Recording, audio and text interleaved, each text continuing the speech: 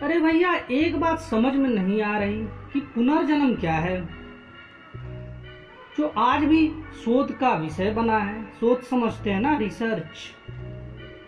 अब लो, यह भाई साहब तो मर गए, पर मरने के बाद कहाँ गए? सोचने वाली बात है ना, कि कहीं ये स्वर्ग में गए या फिर ये चले गए कहीं नरक में। क्या इनका कोई पुनर्जन्म होगा? ये कैसा रहस्य है पुनर्जन्म का? ऐसा भी होता है क्या? देखते जाएं, बताता हूं आगे आखिर ऐसा होता है या नहीं होता है।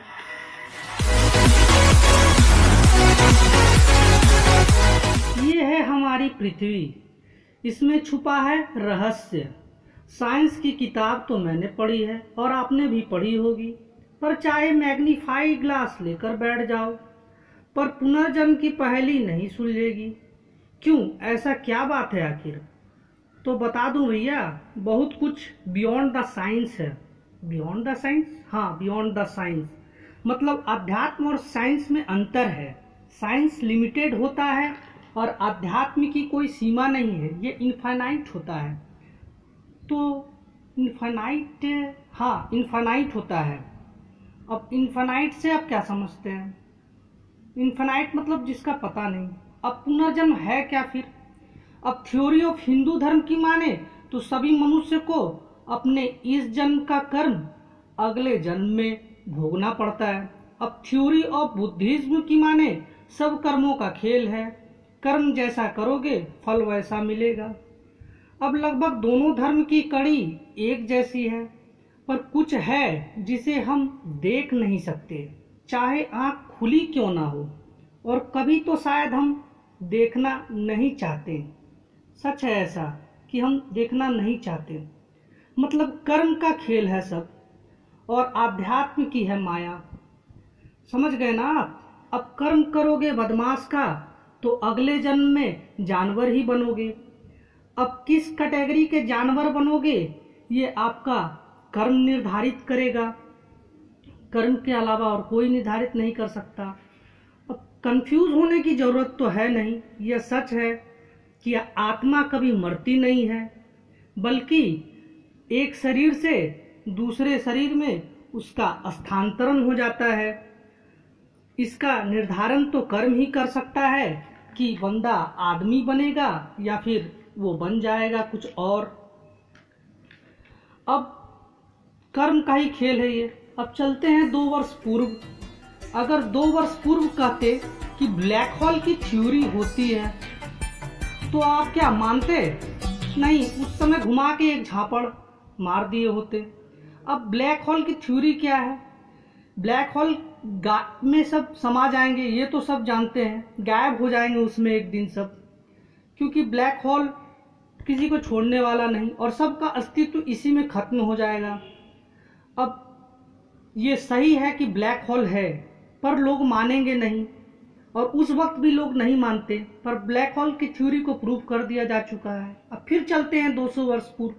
अगर मैं कहता कि बड़े बड़े बिल्डिंग को कुछ दिन में हम बना लेंगे, रोड भी बना लिया जाएगा और कई गाड़ियां भी हम खड़ी कर लेंगे, तो क्या 200 वर्ष पूर्व ही आपकी बात कोई मानता? नहीं, आपकी बात कोई नहीं मानता। हमारा अच्छा कर्म ही डिसाइड करता है हम स्वर्ग में जाएंगे या फिर कहीं और। अब कहीं और से क्या मतलब है? कहीं और से मतलब है नरक में। समझ तो रहे ना आप, नरक किसे कहते हैं? नरक वो जगह है जहां आपके कर्म बुरे होने पर आप जाते हैं।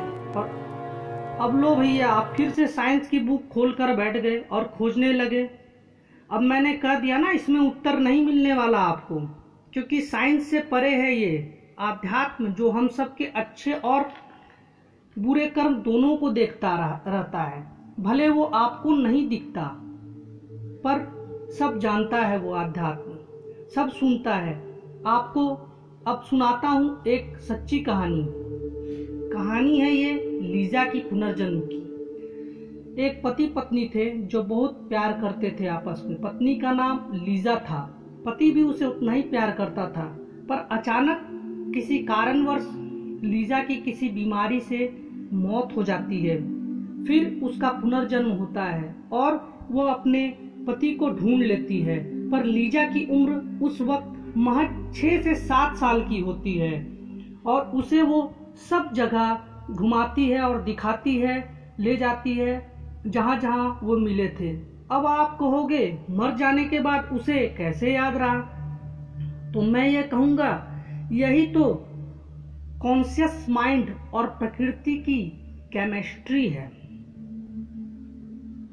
साइंस का लिमिटेशन हो सकता है पर अध्यात्म का कभी नहीं हो सकता। आप समझ रहे हैं ना मैं क्या कह रहा हूँ? अध्यात्म अनलिमिटेड है, इनफाइनाइट है और साइंस उससे परे है। साइंस और अध्यात्म का कभी मेल नहीं हो सकता। तरह के रहस्यमय वीडियो के लिए सब्सक्राइब करें हमारे चैनल ज्ञानी बाबा को। धन्यवाद।